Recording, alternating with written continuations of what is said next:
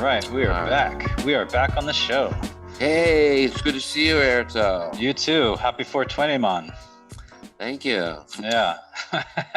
Welcome back to the Weed Extravaganza Show, where we talk exclusively about marijuana and all of its effects and non-effects and the cannabis industry at large.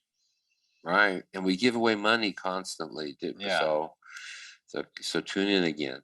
So check out Sundial if you're interested in stocks that have anything to do with cannabis. They should be coming up pretty soon, and it looks like their stock is heading up. So check out Sundial. Wow, I'll have to look into that. Well, speaking of marijuana or cannabis and getting stoned and not being stoned or whatever, I don't know anything about that. I played the fifth. Yeah. So we were talking a little bit about how I have a lot of pain because I have problems with my spine, and it causes pain in various parts of my body that I can't do anything about. Mm-hmm. So I tried marijuana as a pain reliever with a lot of CBD, and very little THC. And I've tried it in various combinations. It just doesn't help with the pain. It makes me sleepy, and it makes it hard for me to focus on broader things, and I seem to forget a lot. So I'm not doing really well with marijuana, but we were going to talk about Atlanta, the television show Atlanta, a little bit today. And marijuana is a very important element of Atlanta, of the television series. So I think, Airto, you have more experience with marijuana than I do. So I thought maybe you could kind of talk a little bit about the culture of being high every day. Mm-hmm. I mean, like it's in this particular show, which we're going to talk more about, it seems like they are high all the time. Not the lead, he's not at all. Mm-hmm. But all the other characters seem to be high all the time, and I'm wondering, is that a good, bad, or neutral thing? Mm-hmm. Yeah, it's a great question. As a former drug counselor and completely abstinent to any type of drug and alcohol my whole life, I've been a teetotaler my whole life. I'm pretty foreign to it, other than the patients that come into the clinic. And from what I hear from them, it could be pretty awesome. Their experience, being stoned all the time. Really? But aside from that, we did watch Atlanta. It does have some weed in it. I actually have smoked weed once or twice in my life, and was that the time that they held you down and forced you to smoke a whole joint or something? Yeah. I think that was probably around the age of 15. I think that's when that happened, and then they finally let me up when I was about 42, 43. Yeah. So you have a cloudy environment. Yeah. Well, Atlanta to me is a really interesting show. I really like it, but I don't. The pilot. I have to the pilot. That's all I've seen. You're right. I've only seen the pilot. I've seen the pilot, and I've seen probably 2 or 3 other episodes. Yeah, I watched a few after because I was like, oh, this is a good show for sure. The pilot's really good. Yeah, especially for the pilot. The episodes I saw were really good. The pilot just is interesting because you don't feel like you're being introduced to characters in the same way. Mm-hmm. It feels like you're jumping into the series and it's already in progress. Mm-hmm. Some people in the old days used to say that was a bad way to write a pilot, but it seemed to work for me. I liked it. I like when he introduced his baby mama. Mm-hmm. She was already letting him sleep with her and staying in her apartment. We never found out why or how. Yeah, we should also tell people we're going to spoil the hell out of this pilot. So if you haven't seen it, go watch it and then come back and we'll catch up with our discussions of all things weed, which is what we cover on the show primarily. Which I'm glad you said that. I do that sometimes. I spoil endings or twists, but I thought it was interesting that she lets him live with her. She seems to be in love with him, even like she wants him to say he loves her and stuff like that. And they have a kid together. They're both raising like good parents, but she's going out on a date, and he doesn't care. He seems to not care anyhow. Well, he definitely cared. You know what I mean? He was put off by it, but I don't think he was in the position to really, restrain her in any way Well, he couldn't object to it because he does it himself, apparently. Maybe restraint wasn't the greatest word choice right there. No, But, it wasn't. Yeah, it wasn't the big. Go smoke. Go smoke a joint. Come back. Yeah, but I liked Ern's character played by Donald Glover. Yeah. And then Van, his girlfriend, Vanessa is her name. I think she goes by Van. So that was a cool. It was, first of all, let's talk about the mechanics. Okay. Too. Okay. Like it's not a typical show in terms of a sitcom. We've discussed the fact that it's not completely humor. It's a little bit of a dramedy, but it's a single camera show and shot in Atlanta, or I presume is in Atlanta. I don't know all the locations, but You know what? It honestly, to me, it seems more like a drama with comedy, not even a dramedy. It seems like a really strongly character-driven, more character-driven than action-driven. Sure, certainly. Drama with some really clever comedy, with some good attitudes, some amusing attitudes, a few strong jokes. Not enough to be a comedy in my mind, but a good show. Not in the traditional sense, of comedy, like, especially like a sitcom show where you have, and I'm just pulling it up here so I make sure I say everybody's name correctly because I'm awful with that shit. So that just showed me the picture. Yeah, so it's not a traditional comedy in the sense that, one, you're not getting a laugh tracks. It's all single camera, so you're not getting any of that kind of stuff. So it feels more like a movie than it would feel like an actual in studio type of production. Which that's a given these days. It's pretty common. But it's really cool. In its first year, it won. I believe it's the first year it won Best Actor and Best Director for Glover. Oh, okay. Did you direct it too? Yeah, he directed the pilot or some episodes. Whatever, he won. He won in two categories. But the show didn't win for Best Show that year. I don't know if it's ever won Best Show, Best Comedy, but it's in the comedy category, and he won for two significant areas. Director and actor are really big deals. In fact, I think he was the first. I think he's the first Black television director to win for Best Director. I think. I'm not sure. Let me.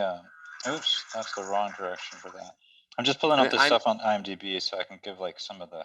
Oh, okay. I may be wrong about that. I'm saying all this from memory, from things I've read, so I may be wrong. But yeah, I'm just saying it was an acclaimed series and acclaimed episode. And the funny thing about it, they've only done, I think, 2 or 3 seasons because he's so busy. It's not because they don't want episodes. They want the episodes, but he's so busy working that he can't get back to it. He's actually a father of 3 or something like that, I think, also. Oh, is he? In real life, yeah.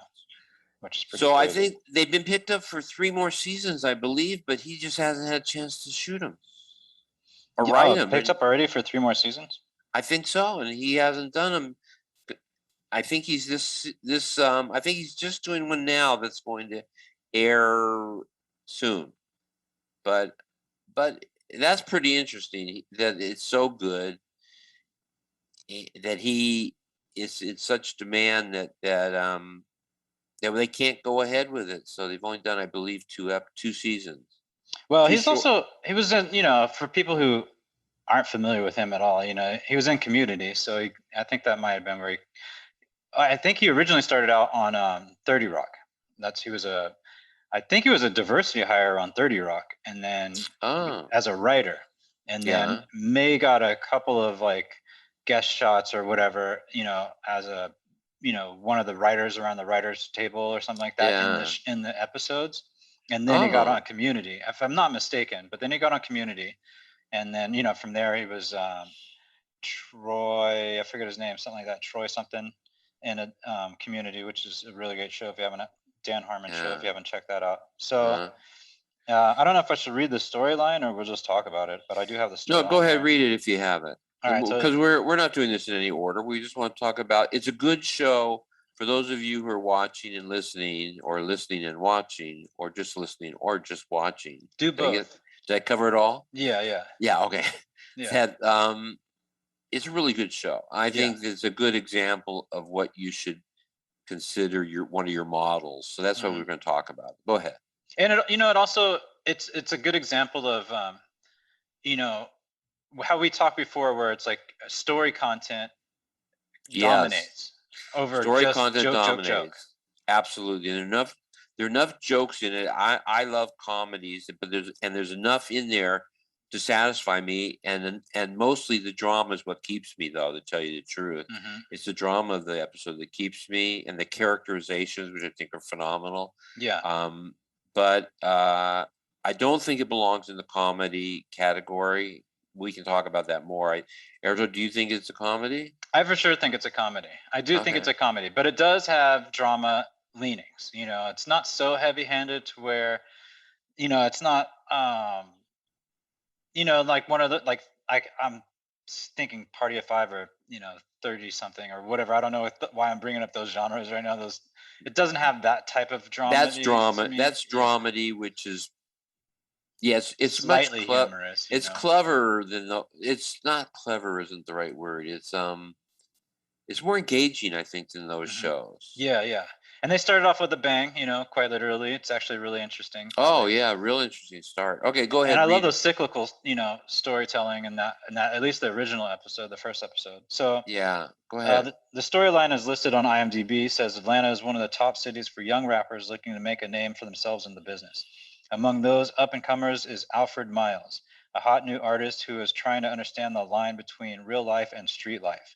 He is managed by his cousin Ern, who gets caught up in the local rap scene and has his cousin's career after and his oh sorry Ern, who gets caught up in the local rap scene and his cousin's career after returning home to the ATL, which is Atlanta. Ern does whatever he can to try to get Alfred's career to the next level. Darius, the rapper's right hand man and visionary, is also in Alfred's entourage. When Ern isn't busy managing his cousin's career, he spends much of his time with his best friend Vanessa, who is also the mother of his daughter. So that I Yeah, don't know. That was written by J Welch 5742. I don't know who that, you know, the yeah. official capacity of that person, but you know that does sum it up. You know, in terms of the show, you know what I like? And this is something that's kind of like an aside to storytelling, but it's always something that I kind of enjoy. So his name is Ern, right? And the whole purpose of his position in the at least in the pilot, you know, we can't say for the whole season, but is to earn money, you know. Earn money. I know. I think that obviously that has to be deliberate. That has to be Right. something that he did. It's kind of a clever thing. They used to do that more in older novels, I believe. I like that. I think that's cool. Yeah. You know, like that's a fun little twist on, you know, the Yeah, yeah, it is. It's clever. understanding. It could draw you out of your suspension of disbelief if you focus on it too much, but you don't need to focus on it at all, really. It's just really it's an interesting idea. And I want to bring up the cast and everything so I can get all the names right. But yeah, so here they listed it as Vanessa is his best friend, not and the mother of his daughter. So they kind of have a little they at least whoever that was 5734 Jay Welch or whatever separated the characters enough to where it wasn't like it was a all the time romantic interest. But that's not really necessarily true. If you watch the next episode or whatever, they do go on dates and stuff. So they are trying to Yeah, I think he rekindle a little missed. love. I think he missed that. I can't remember his name again.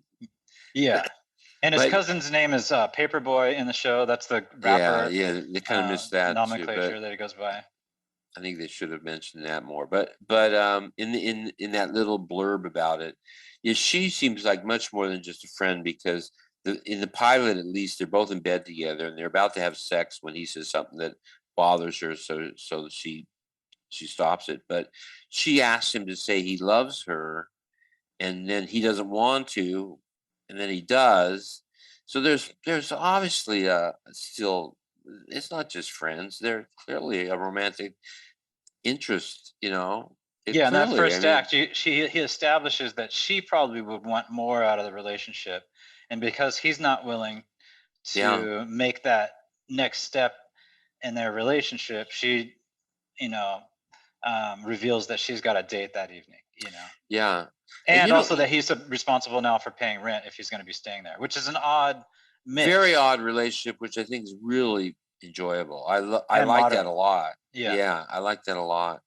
And what was I going to say? The part that cut out from the script was where he gets kicked out of Princeton. I guess Mm.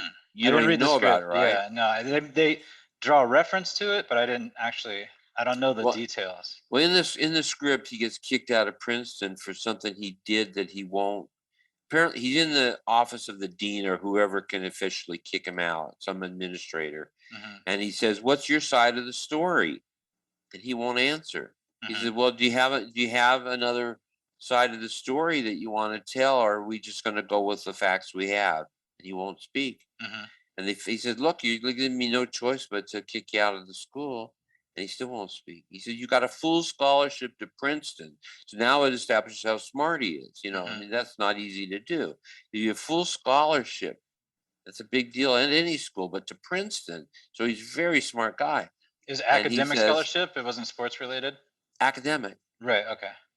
So he won't even speak to this guy. So the guy says, "You're kicked out. Get your stuff out of the dormitory. You have till tomorrow, and get out of here." Basically, Hmm. that's what's in the I guess the teaser. It was the teaser to the series because it wasn't very long. It was about 3 pages, 4 pages, and they cut it out. They just truncated it. I Hmm. don't know. The script is truncated, so starts with the baby mama, Hmm. which is maybe more interesting way to start the series, but I kind of like that stuff to find out about his Princeton background. His But whole backstory and everything. and I haven't seen him do any more except casually mention school. Hmm. I don't remember them saying much else about Princeton, did they? Well, okay, so we're jumping ahead here, but when he propositions Paperboy, who is his cousin, that he wants to manage his career, and they're doing that meeting, which is on the couch outside for some reason, which I guess is a smoke meeting or whatever. Yeah. Um, his cousin says, "I bet I know what happened to you in Princeton," and he says, "No, you really don't." But Oh. so and then Paperboy brings it up again later to his father, and his father says, "We didn't talk about it much," So Okay. Well, I guess that covers that. That pretty much covers it same leaves it puts it up information. there, but it doesn't give Yeah. you any answers. It just gives you the character background that he had gone to Princeton and something went wrong. Yeah. Yeah. And then what the short scene that they cut out established was the same stuff. So they Mhm. did cover it again, except to show that he was obstinate, so much so he wouldn't even defend himself against some charges that apparently were made. Mhm. And we don't even know what was about what cheating, helping somebody else out, sexual. We don't know what the hell the charges were, but he won't defend himself, Which is which is really interesting. interesting. Yeah, Yeah, and go ahead. and on episode 2, even though we're talking about the pilot, I went ahead and watched episode 2, and I think I watched 3 too. Also, again, he's involved with some kind of criminal charge or something where he doesn't rat on anyone. He doesn't say what he has no intention of doing anything but the time that he's there for quietly. So Yeah. maybe it speaks to his character as Well, being streetwise. his father said to Paperboy, he said about him being a manager, he said, "Look, I believe I'm paraphrasing, he said he's smart, but he'll do it his way on his Hmm. terms only." Right. So that must be a fatal flaw in the character in that it's ruining his life. He gets kicked out of Princeton. He's with the rapper who I haven't seen enough episodes to know if it gets in the way again. Does it? I don't His know. ops his What it establishes to me is that he lives by a certain code of principles, and he's not willing to budge in those principles. So I don't, Yeah, and it may be his fatal flaw to some regard, but I also think it may turn out to be his redeeming quality, or the thing that redeems him and maybe. gets him on established. He'll do, in my mind, because I haven't seen enough episodes, it will be the thing that propels him to get to the thing that he wants to be at, but he's not going Okay. to do it by cheating his way, what he considers cheating. That's the gist of what I get. The odd thing about that is that, and maybe this makes the character complex.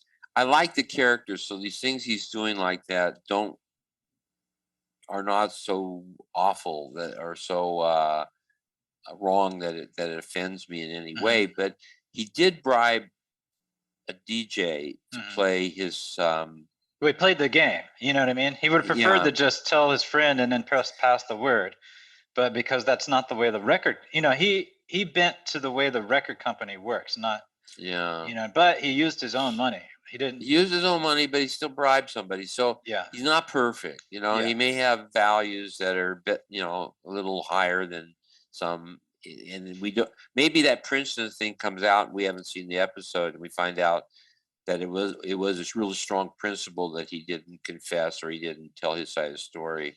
You know what I So like though about that in particular, that little payoff, right, is that it shows you that he's an active character. He's not passive oh because yeah, he has I like that. his paper boy, his cousin, hasn't given him the green light to be his manager. He told him to take a walk because he hadn't Yeah, seen him since his mother's funeral and he was not on good terms with him.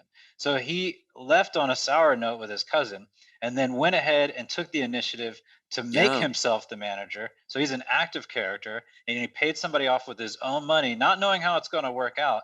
And then it did work out. He wasn't even really there to receive the reward, and then the fruition of that came about and people started to see like, and then a good character pull in is when his cousin does go to his dad and his dad says the thing that you just mentioned, which is he's going to do it his own way, but he's going to work his ass off basically. You know what I mean? He yeah. will he Right. will accomplish what he sets out to That's do. what I think is what his father said. Yeah. Basically, yeah.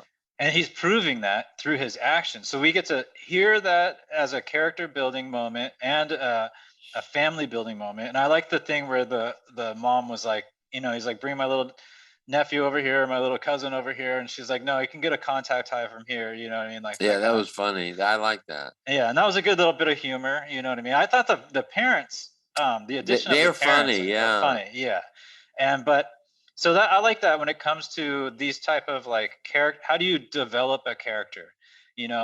One way to develop a character is to have other characters talk about that character, so that it's not exposition for the character, the main character, whoever, to be filling everyone in about this is what I think and this is how I go about stuff and this is my principles. They have other people do that. So it's expository, but in a way that's actually story building. And then you get to see his actions, which he did pay the person off. And it might not have worked out. He could have just thrown that money down the tubes, but in this case, Yeah. it worked out. Yeah, You know? he'll take an educated gamble. Like Yeah. he had good reason to believe that would work, but no guarantee. And he Yeah. took the chance with it. And it's a guy who doesn't have any money. He had Mhm. to take what little money he had That was left his rent and money. do it. Yeah. Yeah. So Oh, yeah. that's right. That was his rent money. So So it was now a he'll real have to. gamble. Now he has to deal with his girlfriend Right. about why he's not going to pay the rent this month, and maybe she'll kick him out. And also, she had to, spoiler alert for anybody who's haven't seen it. Again, go watch it first. But Yeah, do yes, watch it first before, because we're gonna spoil everything yeah, otherwise. we're gonna talk about the whole piece. So, you know, to that point, she has to bail him out. So not only did he not come up with rent, but now she has to spend her money to get him out of jail for doing something that, being involved in something that he was really, kind of an Yeah. innocent party to. Here's my biggest takeaway from this show is that the characters are so strong. I really didn't find a whole lot of interest in the action or the storyline in terms of trying to get his cousin's career started. It didn't seem like that really went very far. Hmm. But then the subplot that deals with breaking off the mirror of the car and then the gun problem that we really becomes a cliffhanger at the end of the episode. And in the beginning, actually. Yeah, yeah. Yeah. That they were really interesting. That was Mhm. good writing, really good Mhm. writing.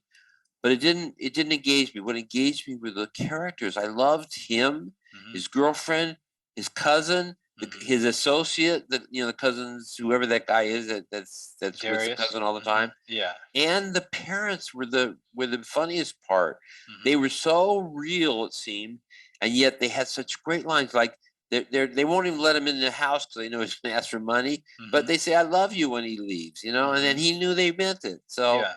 uh, and she won't let him in because she won't let him.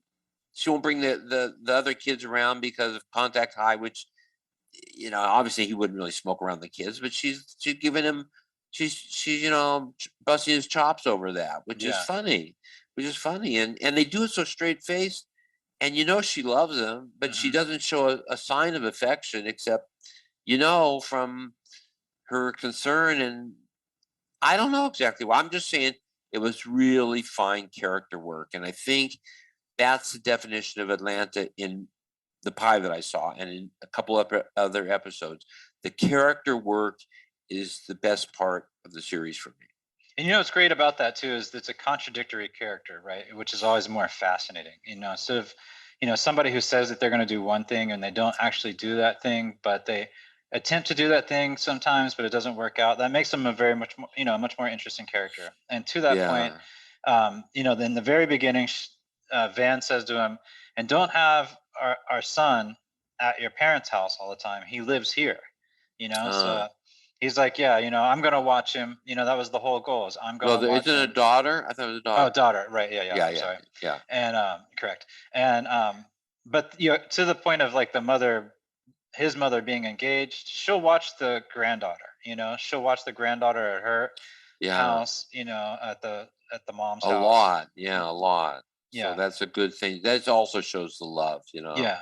It's so the And family unit is intact. It's just a little splintered presumably because of his own reticence to engage everybody together because he doesn't feel accomplished as a man or as a person yet, in his own space, his own realm. yeah, I think he doesn't want to conform to anything. He wants everything his way, and I think Mhm. that's his big problem for That I the think might come relationship. across. That might be the thing that Yeah. causes the So most conflict. Yeah. so why doesn't he marry this woman that he seems to love, who hmm has his daughter, but he's not into marriage. He's not going to marry her, at least for now. He probably doesn't. Um. I'm thinking he probably doesn't want to marry her broke. He doesn't want to present. Oh, Might be my guess. You know what I mean? maybe And that's it. the name Earn is he feels like he needs to earn.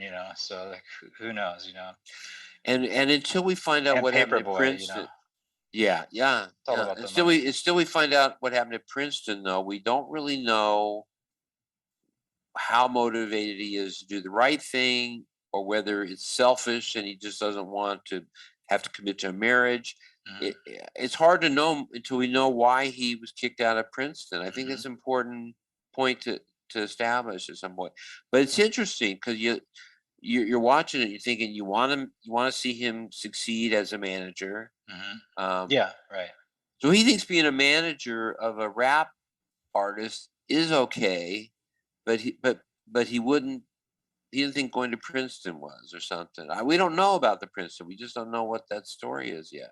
Also, I think what that does is because they're primarily black characters, it does a couple things. One, it establishes that he's intelligent, but two, he's an Ivy League level of intelligence. So he could Yeah, fit in with a whole different cultural norm, but he's right. deciding to go back to what you would, I guess, people would consider his roots and be involved in that, even though it's a dangerous environment. It's one that he's Yeah, accustomed to, but he's been able to walk both lines and he can elevate. And so when he had that conversation with the friend that he met at the record company that prompted him to give him the money, yeah. you know. So that guy, I'm assuming, was some kind of maybe a Princeton connection, or I don't know if it was a Princeton Huh. connection. He seemed like he was of a different station, and I don't mean that like because he's at a radio station. I mean like personality wise. And Are you talking then about the white guy? yeah, the white guy that he was, Yeah. you know, had that little inner You know what I using. thought? Yeah. Go ahead. Well, that Sorry. he was using the word nigga, and he was like, "Oh, does he use that around you?" Talking to the janitor, and the janitor's like, "No, I'll put my foot up in his ass," and Yeah, yeah. and then That he had that to was a retell the real story interesting. later. Yeah. That was really interesting to me too. That he in front of of I just Aaron. forgot his name. Ern. Yeah.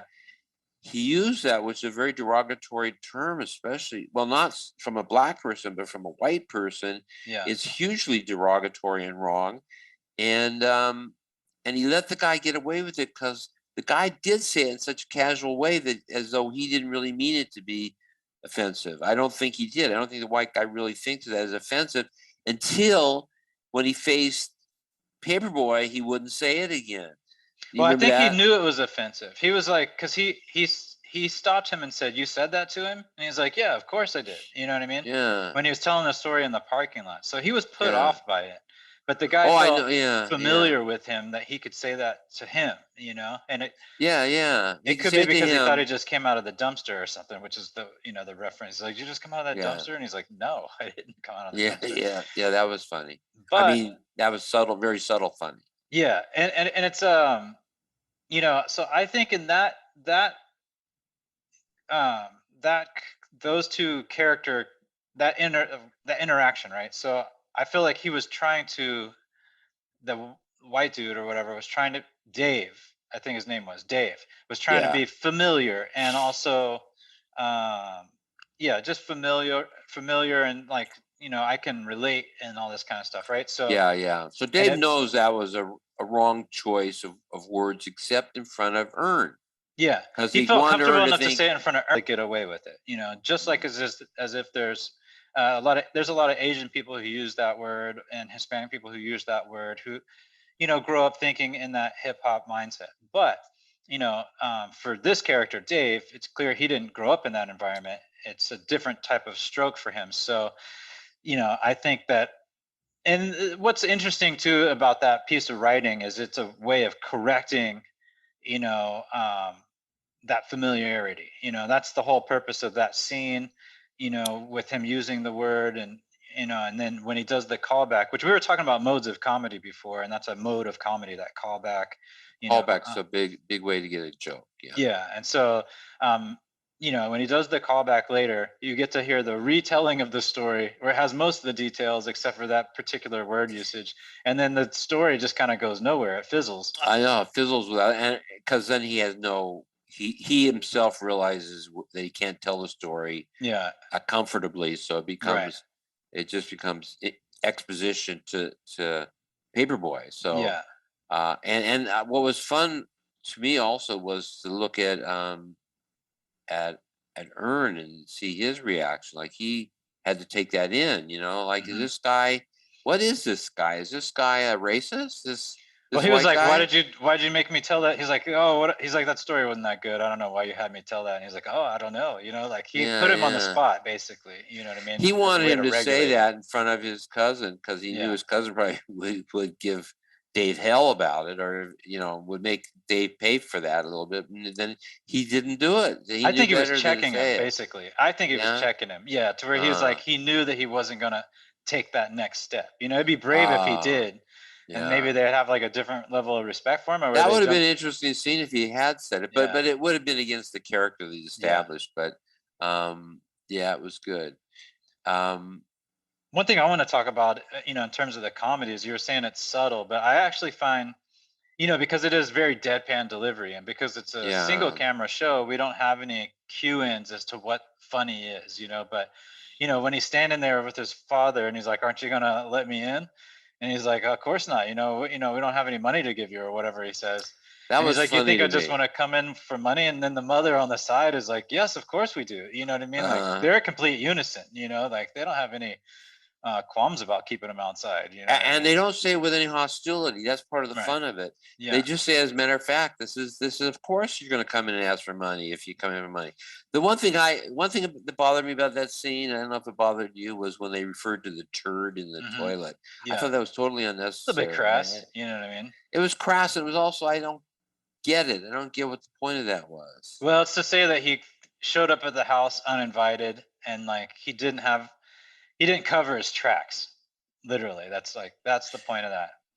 You know? Oh, you think Yeah, that was the because he's reason not for it? established enough. He's homeless basically, so he's like, he's Yeah, going to his parents' house to eat. He's trying to be on his own, but he's also still needs to, you know, lean on his parents, lean on his loved ones. So he's not yeah, completely, established as a person yet. And I think that's also a character, one, not a fatal flaw, but that's the thing that's driving him forward to try to create his own look. But the thing I like is, we talk a lot about, you have your idea of the structure of having four constants in a comedy. mm, You have an attractive person, which Van fills that slot, or I guess some people would say Ern fills that slot, but he's the they both do. Yes, they're yeah, both attractive. and he's the intelligent one, so he fills that Mm, slot.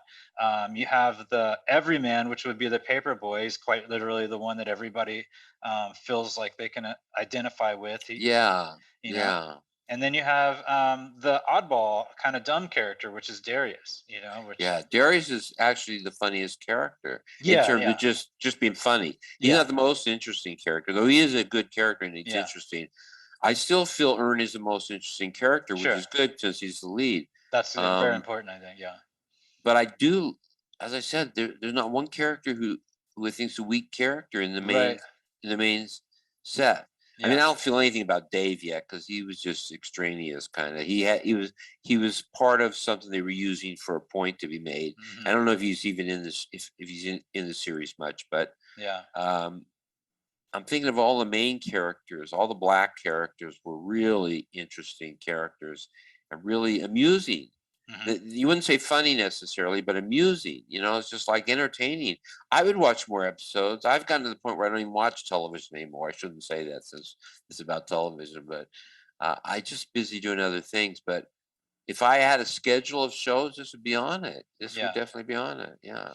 I certainly love seeing, positive minded, growth oriented, beautiful black people doing their thing without having to explain themselves to anyone. You know what I mean? Or make apologies for being themselves. Like they're just in their own world and existing in their world, and they get to shine in that context. I like that. You know what I mean? I think that's very fun to watch, and and that's probably why the show itself seemed so refreshing at the time that it came out. Now it's pre BLM, or maybe it's post BLM. Yeah. I can't remember when BLM I actually think it's started. it started way.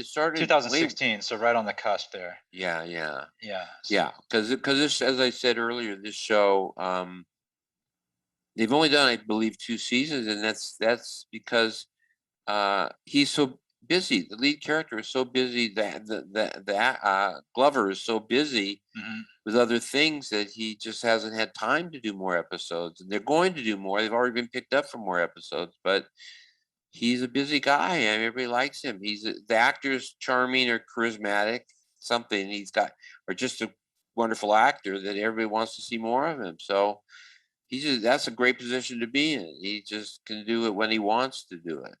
And I like what did you think? I'd like to get your thoughts on the 5%er Muslim character that was on the bus, as the kind of the soothsayer prophet type of mentorship Yeah, character that also had a weird twist to him that was I right there in found that the end of the second act or whatever. I really liked that. I thought it was so strange and so it was like he stated his sense of maybe even a hostile attitude about the world, and yet he was a passive, kind of peaceful guy. And the thing where he wanted to bite the sandwich, I don't understand. But That was very what threatening, and then uh, the police was come and that then he exerting his disappears into the woods. was that exerting power? I made the sandwich, and I'm telling you, bite it, and you have to because you can't resist my power. I mean, I'm I not sure can't. what that was. I don't know if that was just purely for comedic, a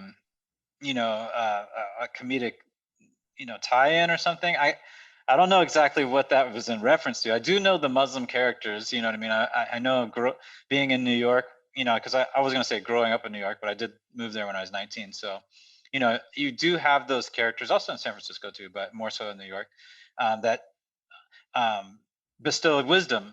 And he said, "Tell me, young. I can see that your mind is, not at ease or whatever." So Yeah.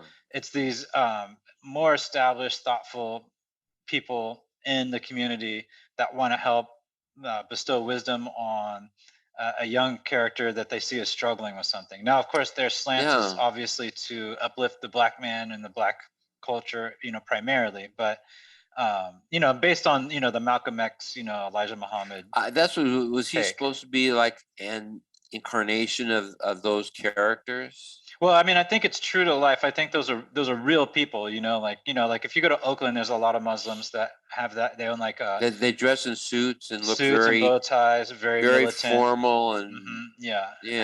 they have like a bean pie shop. They sell bean pies and stuff. Yeah. Oh, really? Yeah, that's culturally like pretty accurate, and they do bestow wisdom. They will sit it up. They sit and chop it up with you and give you Yeah. But their wise words from they seem the Quran or like whatever. hostile, but not what's the word? But not confrontational, but not hostile. So that's what I'm kind of. There's kind of like a paradox there. They look unapproachable, and yet they're very approachable. Do you know what I mean? Yeah, they're very, in terms of style and everything, they're very put together. They seem like very, just, kind of like distinguished gentlemen, but they do have a certain kind of hostility to their tone and demeanor. But it's Yeah, a tough love type of thing because they realize that they're dealing with the youth that probably doesn't have a lot of discipline. Of course, I'm paraphrasing to an entire culture, so but I know it's too hard to do, but that yeah, tough love is the word I was looking for. Yeah, it felt like tough love because he never he never had a smile. He never had anything about his face that said he was anything but serious and maybe angry. mm. There was some sternness about him. Sternness. I But would say sternness, not anger, but okay, I yeah, say yeah, yeah, sternness. yeah, Yeah, yeah, more than anger, but not affection. And yet what he was doing was affectionate yeah, yeah. in a way. He was trying to Very help a young caring. guy. Yeah. So Until he very got to the interesting part about character. biting that, and then he's got the Nutella. He just broke out with some Nutella and Yeah, started making a yeah. Nutella Where'd that sandwich. come from? I know Yeah, that was that's hilarious. ridiculous. So that Yeah. was a joke. And then when he looked and he was gone, I thought that's what he was going to do. That was like delusionary or something. Hmm. But in fact, he's walking away from the bus into like the neighborhood or the He woods or disappeared something. into the forest or something, and it could be Yeah, because the yeah. police were coming. So there's like a fantasy surreal sense of criminality going on there. It's hard to like pin. But I That liked was a it. very unusual scene. Yeah. I liked all that. I just it's like Glover's really a good writer, and I really Hmm. like all the images, Hmm. and it was kind of surreal, and I think the character is surreal. I don't think that's a real character, but I've only seen the pilot and a couple of Hmm. episodes. Is he going to come back? Does he come back? Is he something that the character imagines periodically? I don't know, but if I think he should because I found it just in that short moment. I was fascinated. Yeah, and the guy who plays Darius, let me just look up his name real quick because that guy's an amazing actor, and I've seen him in some other really, really impressive roles. He was in a role. What was it? He was in. What's the guy's name from? Used to be on not Mad TV, but he did Key and Peele. Jordan Peele. Oh, uh-huh. He was in. Yeah, what was that role? Hold on, let me find out what that role is because he was in Knives Out also. Yeah, he's a great actor. Yeah, But he's a really interesting character. That's what I said. It's just wow, what a great job they did there. All the characters, you follow them when they're talking, when they're engaging to other people, when they're engaging others in conversations or yeah, actions. It's just every single character. yeah, Lakeith Stanfield, that's his name. And Uh, I know he was in Selma, he was in Atlanta, and he was in Judas and the Black Messiah, BoJack Horseman, Knives Out.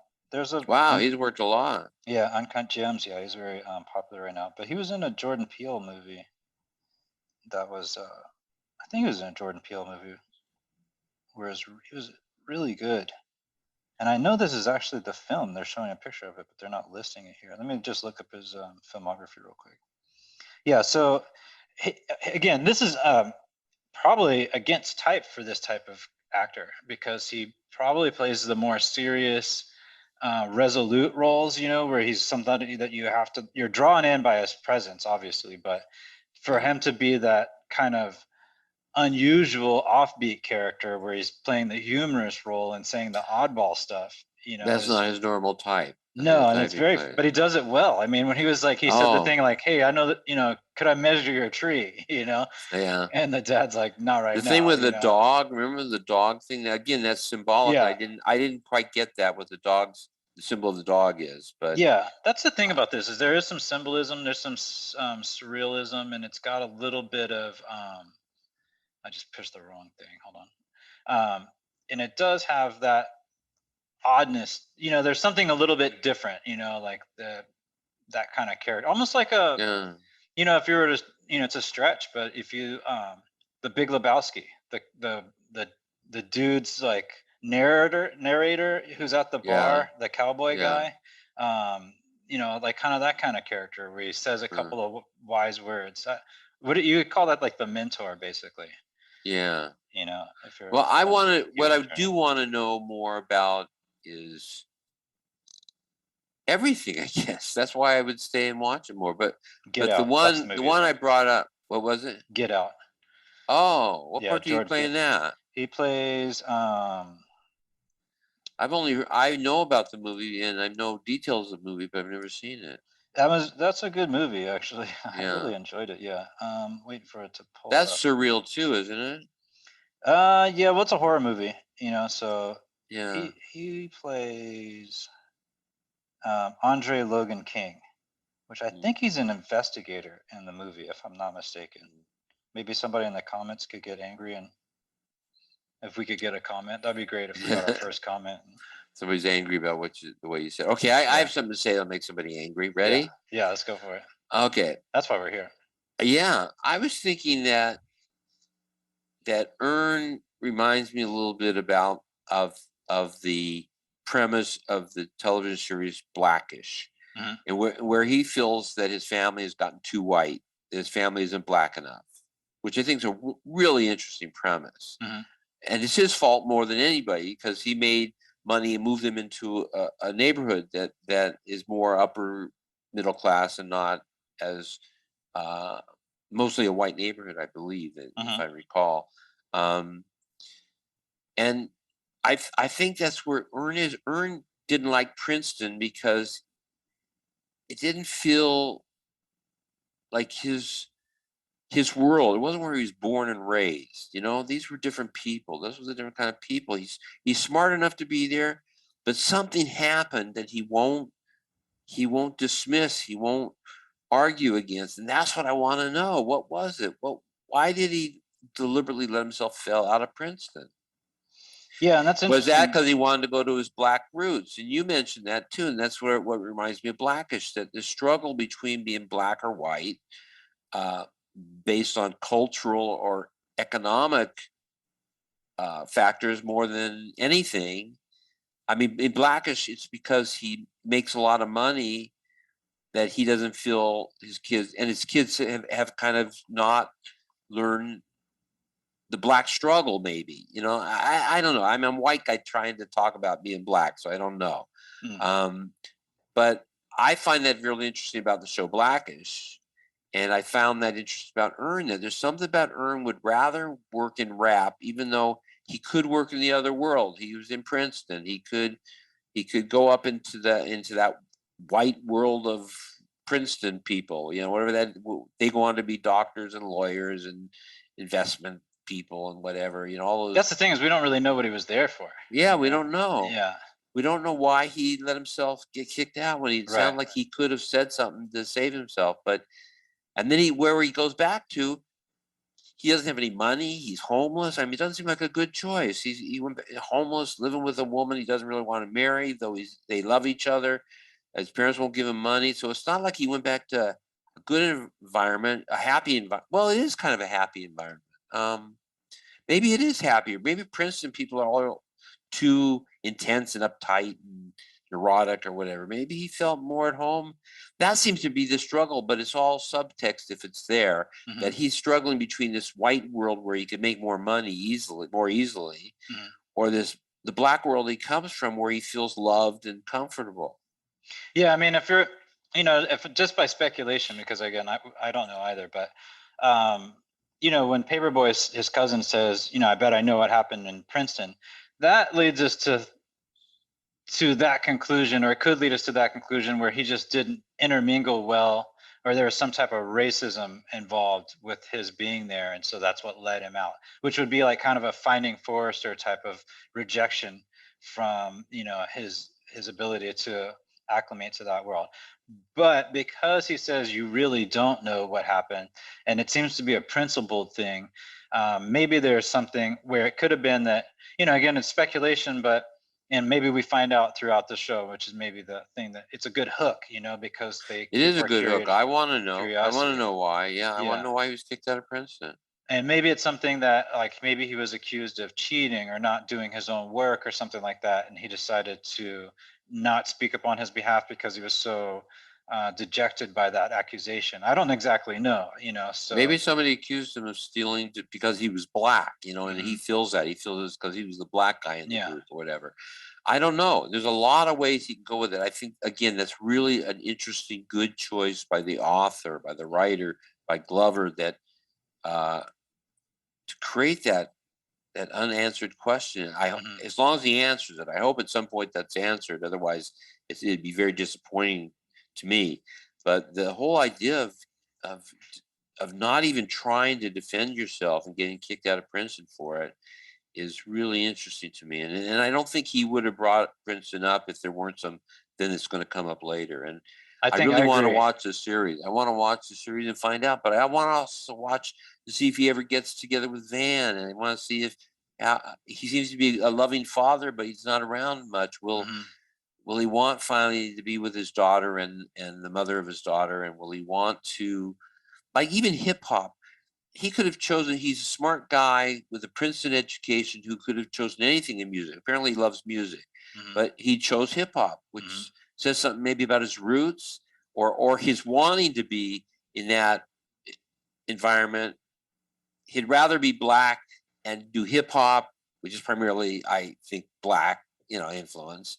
Um, that he would want to be in that arena, and maybe he doesn't really fit there, so he is trying to fit himself. He doesn't fit anywhere anymore. You know what I mean? Well, I think in this, I think all, questions are valid, but for me, it's not that he wants to be black. I mean, he doesn't have a choice, but it's not even so much that he wants to be in hip hop. It's just that I think he knows he has an inroad because he knows how to tie in worlds. That seems to be a part of his character, right? The Princeton thing shows that he can step out of that particular environment that he's in, Yeah, and he can yeah, make these connections, which he did where he paid that guy off but he's smart about it, because instead of paying the money to Dave so that Dave could take his cut and maybe get the song on the radio, but yeah. maybe not, he Or went maybe directly not to the even, source. or And maybe not even, maybe keep the money. It also yeah, makes me wonder if exactly. Dave is trustworthy. Is I don't Dave think he trustworthy? is. Yeah, Yeah, no, he's not, because he proved that he's not trustworthy because he can't say the same story in the same yeah. fashion. It's interesting to me. The one guy I don't like in the series is the white guy. It's Well, I mean, like, that's by design. I mean, it's designed so that you don't yeah, like him. So, no, I know, but yeah, but I but like the series, and I don't feel threatened as a white man yeah, by the series at all. I like the series. I think it's smart. I think it's true. It yeah. feels authentic. Hmm. Um, it's really interesting. A really good job. I mean, you know, he deserves accolades, which he got. He Yeah. deserves accolades for creating this series. Very smart series. We've Well, I been think, like, actually, when it comes to I think, isn't that what makes characters like Ern interesting?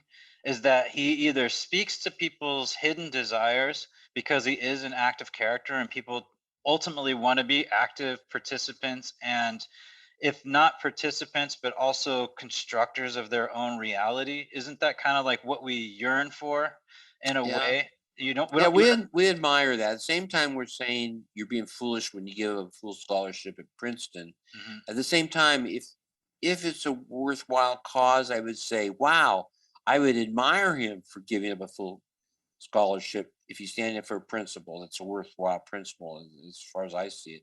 If it were a racial issue, yes, Mhm. stand up for it. Give up your fucking scholarship if it was something that was totally unfair to you. Mhm. That's why I want to know why he was kicked out of Princeton. I'm hoping it's not just something like he was caught doing drugs, and obviously it's not going to be because that's not the That's way they actually an write. interesting But point too. Is when he was doing work, when he was doing the meeting, he wasn't smoking weed.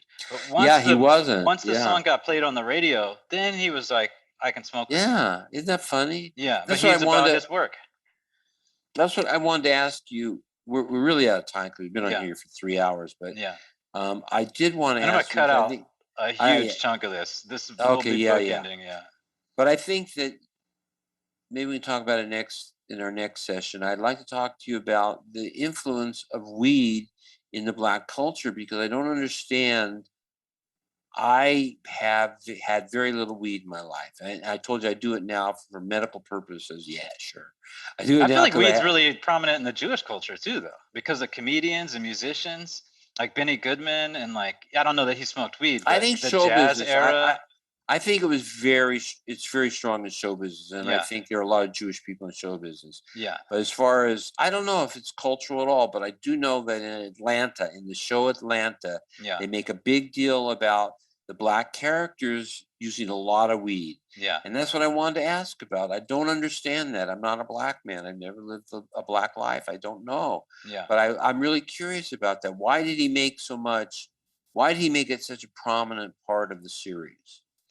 Well, again, I think it's part. I'm probably yelling. Well, again, you know what I mean? You were I got yelling. I got too I'm yelling excited. too, or we're No, both no, but yelling? I'm thinking of like the actual like audio spikes and stuff. Oh, Like oh, probably oh, like redlining right now. I think yeah. it's probably because it is a cultural norm, you know. So when they do say write about things that you identify with, it is something that is, you know, prominent in the community, and it may be something that he actually partakes in real life. I know that in This Is America, the song that he did, and again, I wanted to draw that parallel where he's a manager for a rapper in the show, but in real life, he's a rapper in real Uh, life, you know. So that's yeah. also a very interesting Well, he's a parallel. guy who just wants to do everything. He's like you. Yeah, He just wants to do everything.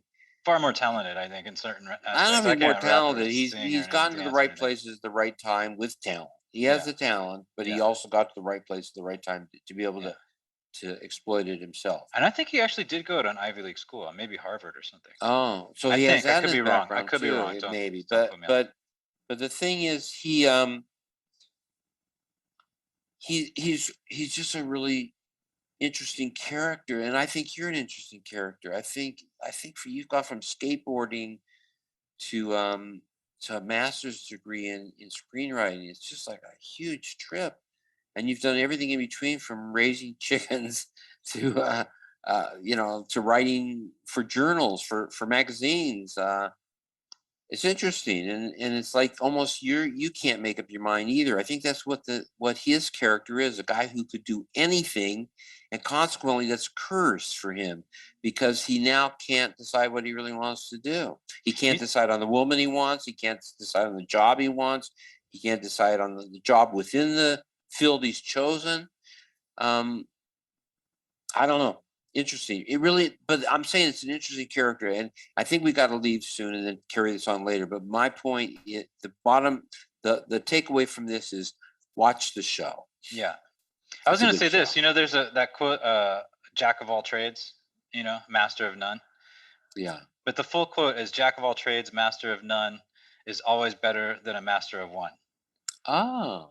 Yeah, and I never knew that because I'd always it sounds pejorative to be like a Yeah. jack of all Yeah. trades, and it's like, oh, but you actually are Isn't more that well-rounded. funny? Yeah, They cut it off at the point where it sounds like a very negative statement, a fucking very, media, man. I'm telling you. and then you hear the whole thing, and it's pro diversity Yeah, and pro-Renaissance. yeah, interesting, interesting. And There's so to many. speak to the thing about the weed, you know, like I smoked a lot of weed, and not because it, you know, again, I grew up skateboarding, so that's a culture that's very weed friendly, you know. Yeah.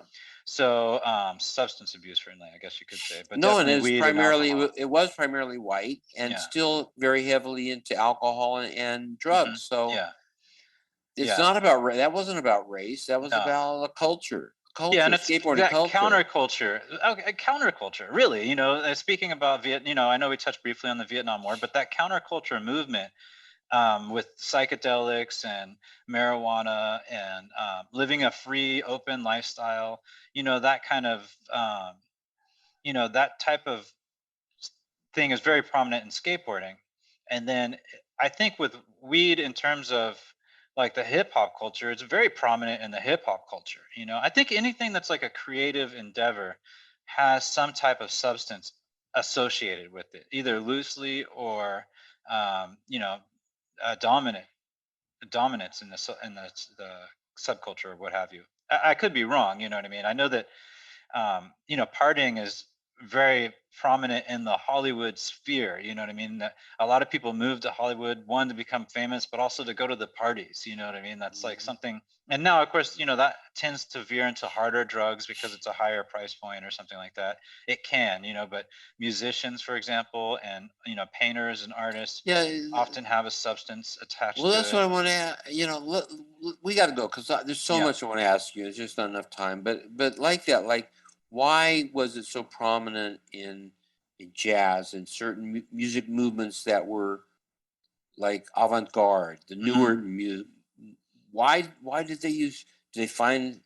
You know, it's just really fascinates me because I think part of the prejudice against marijuana was because black people used it so much. I Yes. think the Right. white culture saw it as a black.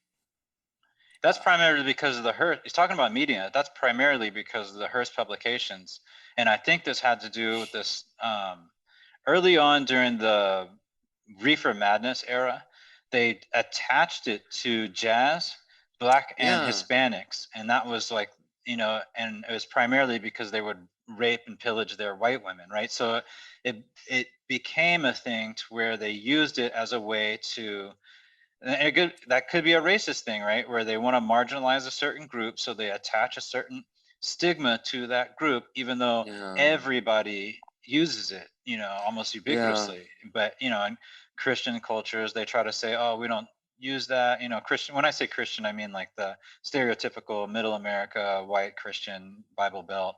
They often are associated with not using any kind of substance, right? But that's Right. actually Right. not true. And a lot of people go to Christianity after having lived that lifestyle, you know what I mean, and finding it doesn't work for them. And then Yeah. they find the church is a more, um, Yeah. agreeable Some people turn to substance. religion for a sense of organization. It tells them Hmm. what to do and how to do it. And if they believe it, then it's easier. It's just hard for me to believe in the myths and the stories and the hypocrisy and such. So I couldn't do that. But some people find religion as a positive structure to give their life structure. Hmm. And if they follow the structure, and then somehow maybe just like pass over those hypocrisies and stuff. They just don't want to look at those or embrace them.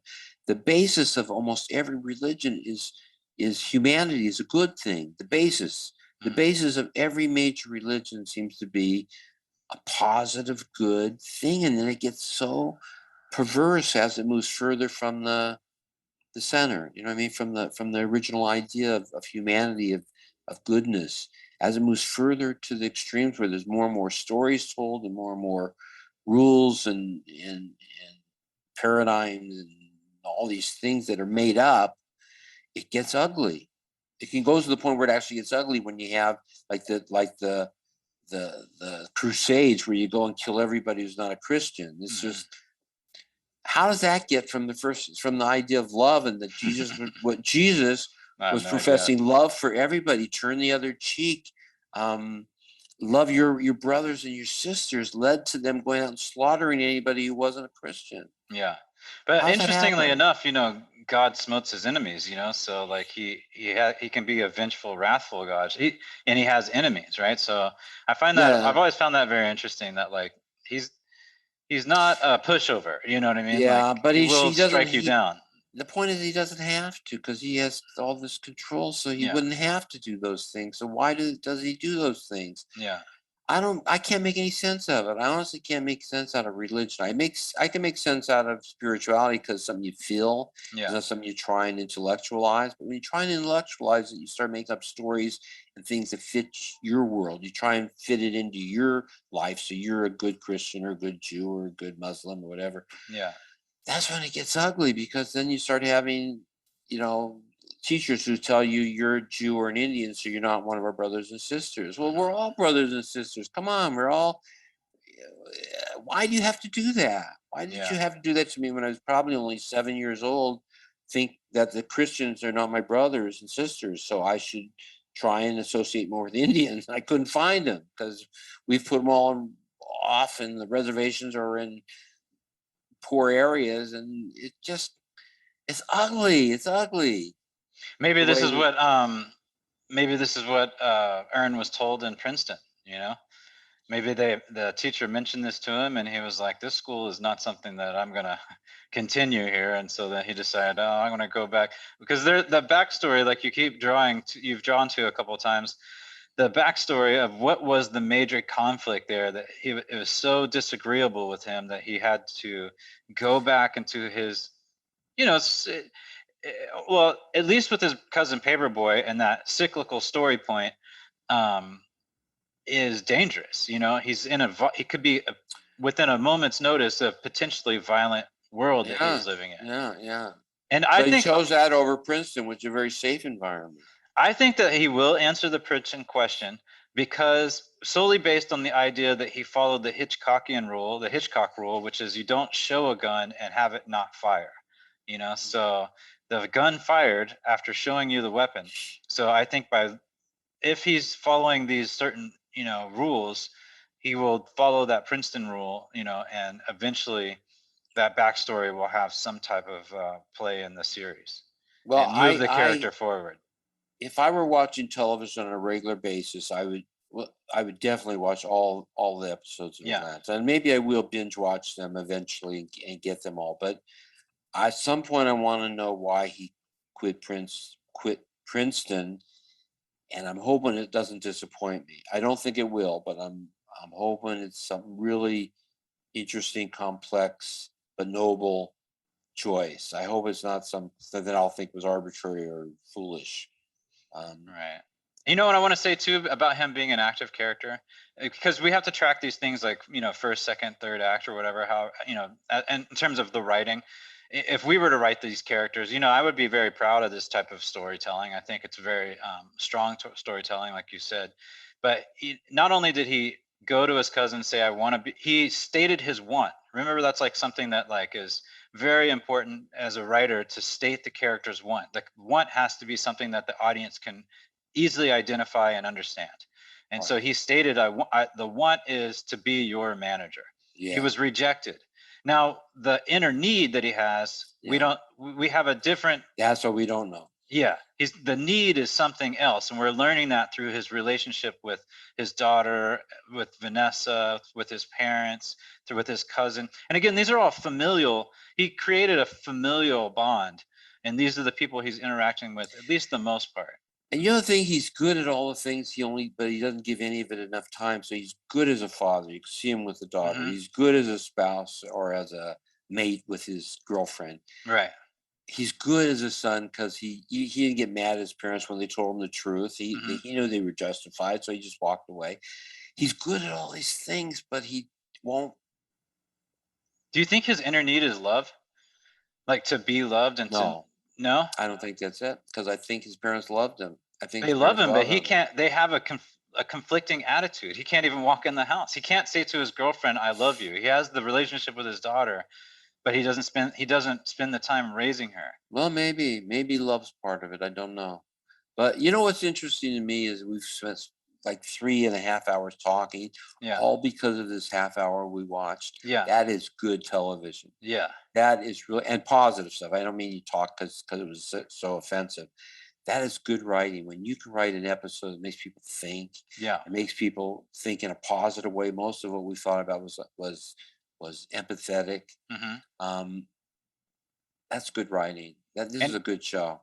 and he doesn't do all the thinking for you. He brings the audience up to a point. He creates a question in the mind of the audience. He doesn't always answer, like the Princeton thing.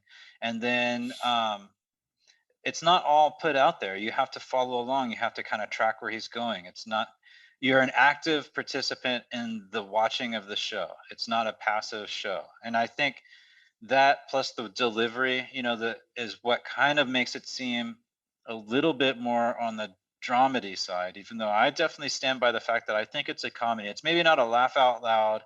It's not like everything, Always Sunny, kind of comedy, Always which is Sunny in Philadelphia, which is just a very has funny, no. goofy show. It's a funny show with no purpose. Yeah. I like that. Yeah. Well, You yes. know what? Yes. No, I agree, Yeah. actually. Yeah. It doesn't have, the characters are not driven forward in this type of, it's not set up like a serialized Yeah, it doesn't make anthology. me think at Yeah. all. I've only seen a few episodes of that also. I usually watch a few of everything because Yeah. I was teaching, I was trying to keep track of what everybody is Right. watching. But so I watched a few of everything. It's Always Sunny in Philadelphia was funny, but I never got engaged in the stories. Never. I couldn't care less about the outcome of the stories because they just had no growth or importance, and there was nothing significant about the show except it was funny. Yeah. Which sometimes is all you need. Sometimes when there are comedies you can write, they're just about making people laugh. Yeah. Yeah, this is interesting. This is a good pilot. This is definitely a good one for discussing, some of the mechanics of writing and TV comedy. This was a good You know, I think we episode. also do. I'd like to talk about a little bit more. Well, maybe no, we've covered this stuff now, but you know what I want to do? I want to read one of these shows. It's just a laugh out loud show. Yeah. Like It's Always Sunny in Philadelphia or Big Bang Theory, where it's just about laughs. That one's just joke after joke, and then they're all sexual innuendos. Well, that's what I want to talk about. Yeah. Because some of our people who are listening or watching or both, or they'll like those watching shows. I want to go through the whole thing Yeah. again. That who want to write those shows that are just laugh out loud or laugh after laugh after laugh shows. Yeah. So I want to cover that a little bit for them. I'm not that person. What's the show we should watch next? And should we watch one of those? How about the Big Bang Theory? Okay, I can watch I think I've seen the pilot. Yeah, I've seen a lot of episodes of that, but it was one of those shows that was on. I have so many scripts of shows like that. I can send you the pilot if you want it. Yeah, we should do that one because that one's a multicam show, so it'll be a different show, and it's gonna have a different formatting in terms of the script, the scripting. Yeah, we put one on the screen. We didn't put this on the screen. Yeah, we should figure that out though. We could put it up, and it's easy to put up, but we didn't put it up because it basically looks like a short film. It's just the formatting is like short film because single camera, and it has a lot of scenes. But we will put up the Big Bang Theory because it's written for It's written for multiple camera, with a live audience, and the formatting of the script does not look like a short film at all. It's double spacing, double spacing, capitalization's different, underlining different things. So we'll put it on the screen so you can see how different it is from a film. From a film script. Most everything's written like a film script, short films or feature films. But the multiple cameras written with its own form because it was written to be shot live with a live audience and shot in chronological order quickly, with the actors having to read their lines or writing their notes maybe between the lines. So you'll see. It's interesting.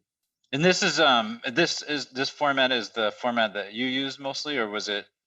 It was a format I used when I was writing professionally. I only wrote multiple camera shows. Okay, good. So you'll have a lot of insight into the formatting and all the joke layouts and the story structure. There aren't that many. Most shows now are single camera, but Disney and Nickelodeon use almost exclusively multiple camera because it's cheaper and easier, and there probably are other reasons, but cheaper and easier are the ones that come to mind for those networks. And so I'm not fans of those networks. But we used to do it on prime time, regular, major run shows were still primarily one time on multiple camera, and the multiple camera was done because it was cheaper and easier to shoot. It was easier, so it made it cheaper. It's all about being cheaper. Yeah, shows were good.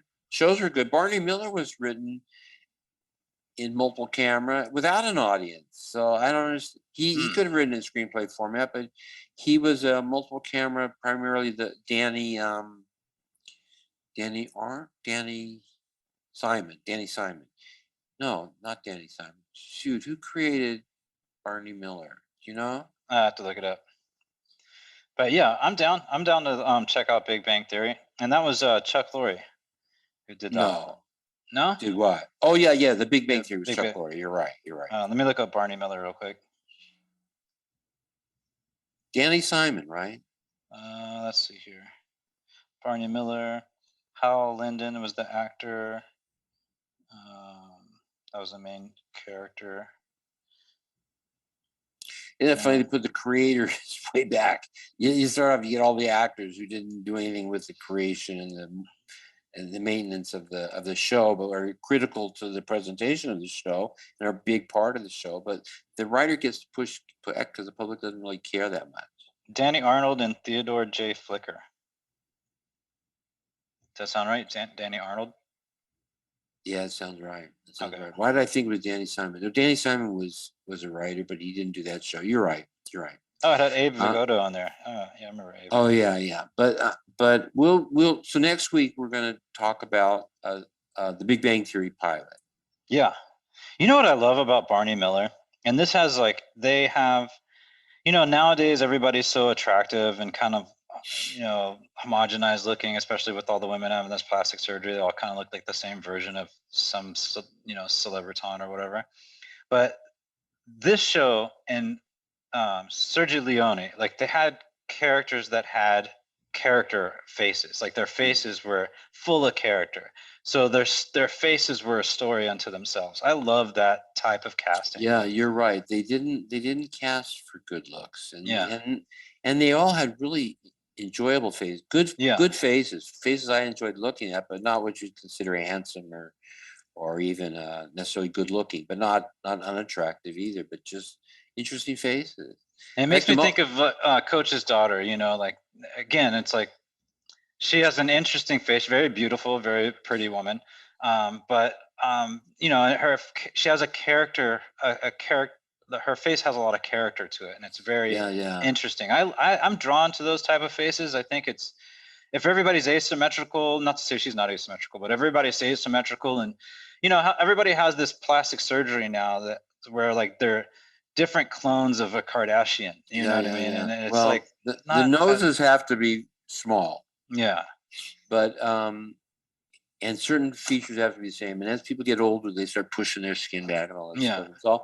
It's sad. It's really sad that we do all that stuff. But I agree with you. The Barney Miller character faces were wonderful character faces, all of them. Yeah. And I am attracted to women like Beasley, who played Beasley. Is that what's her name? Yeah, What was her Alice first name? Beasley, Alice Beasley. Elise Uh, Beasley, I think. that's why we cast her, because she is not the typical good-looking woman. Some people would say is not attractive because they don't see her as the model And they're face. missing out, I think. They're missing out, But she had such a, you have to say, cuteness, and I don't mean Mhm. cuteness to be a bad thing. She just had a lovable face you just wanted to love. It's just a Mhm. lovable face. I understand why your father loved her so much, thought she was so beautiful, because she was. Yeah. And the actress was actually a very sweet. I only met her a couple times, but I really enjoyed her personality. She's a very sweet, genuine person. Yeah. And